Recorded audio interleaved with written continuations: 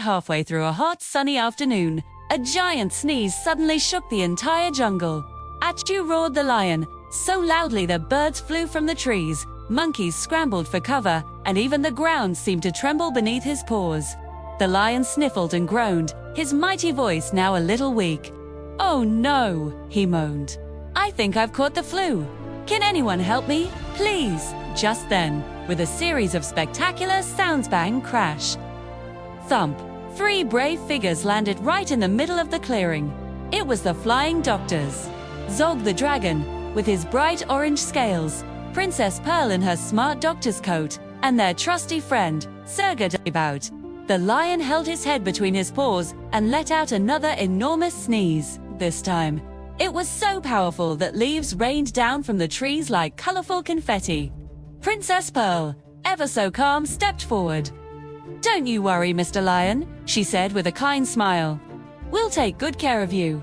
She reached into her little medicine bag, pulled out a pill, and explained, "Take this. And it's terribly important that you keep warm, especially when you're feeling ill." The lion's cave was damp and chilly. So chilly, in fact, that even Zog the dragon felt a shiver run down his scaly back. "We need to warm this place up," Gadabout declared. Zog's eyes lit up. "Fetch some wood," he growled happily. Once a nice pile was gathered, Zog took a deep breath and he let out a perfect, controlled stream of fire. Soon, the cave was glowing with a warm golden light. The lion stretched out in the wonderful heat, his fur steaming gently as he started to feel much, much better. "Thank you, noble dragon," he rumbled, his voice already sounding stronger. "I'm feeling so nice and warm now." The flying doctors smiled, happy to have helped. B waved goodbye to the recovering lion and whooshed back into the sky, ready for their next adventure.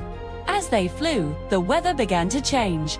The wind howled and dark clouds rumbled around them. As evening began to fall, a magnificent palace glittered far below, its lights twinkling in the twilight. Princess Pearl gasped, her eyes wide with surprise. "That's my uncle's palace. He's the king. Let's go down and say hello."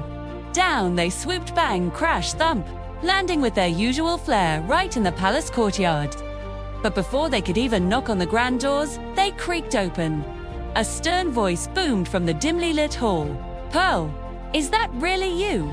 It was her uncle, the king, looking very surprised and not very pleased. The princess swallowed nervously, trying to think of what to say. But before she could get a word out, Zog, who had caught a bit of a chill from the lion's cave, let out a tiny sneeze. A little puff of smoke drifted through the hall. The palace guards started coughing. The king's frown deepened, and suddenly, their friendly visit felt like it was about to take a very different turn. Meanwhile, far away from palaces and sneezes, under the sea and cool, quiet caves, a completely different world was bustling with life.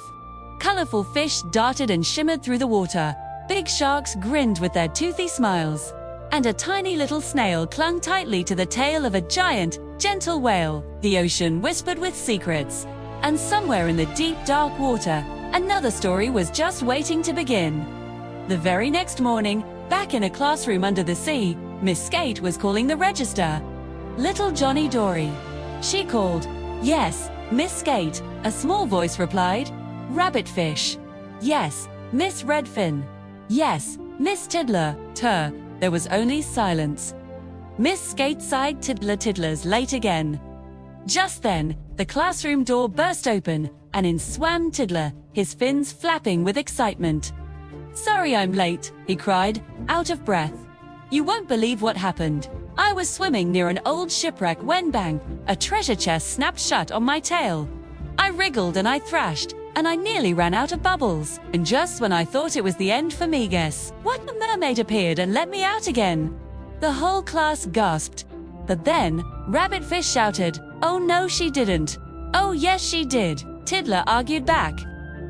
"It's only a story," said Redfin, rolling her eyes. "Just another one of his silly stories," muttered Dragonfish. But little Johnny Dory's eyes were sparkling. He loved Tiddler's adventures. "I like Tiddler's story," he whispered to his friend, and soon, the whole class was whispering about the mermaid and the treasure chest. By the afternoon, Tiddler's tale had traveled all across the ocean floor. It went from the playground to a crab sunbathing on the beach, then to a starfish, then to a wise old turtle.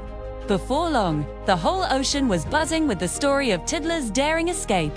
And deep in a dark, damp cave on the shore, a little rat heard the story echoing on the waves. He had been living a life he wasn't proud of, taking things that weren't his. But Tiddler's story of adventure and escape inspired him. He marched out of his cave and into the bright sunlight, determined to find a new life. He didn't want to be a robber anymore. Instead, he found a job sweeping the floors in a cozy little cake shop by the sea. They say even today, if you peek through the window of that cake shop, you might see him humming a happy tune, a tiny broom held in his paw. So you see, the lion got warm thanks to a dragon's fiery breath. The dragon sneezed and surprised a king. A little fish told a story that made the whole ocean listen. And a rat heard that story and found the courage to change his life for the better. Sometimes, the greatest adventures and the biggest changes can begin with something as small as a sneeze, a single story, or one brave choice to start over. Thank you so much for watching and listening to our story today. If you enjoyed it, don't forget to like this video and subscribe to our channel for more amazing adventures. We can't wait to see you again next time. Bye for now.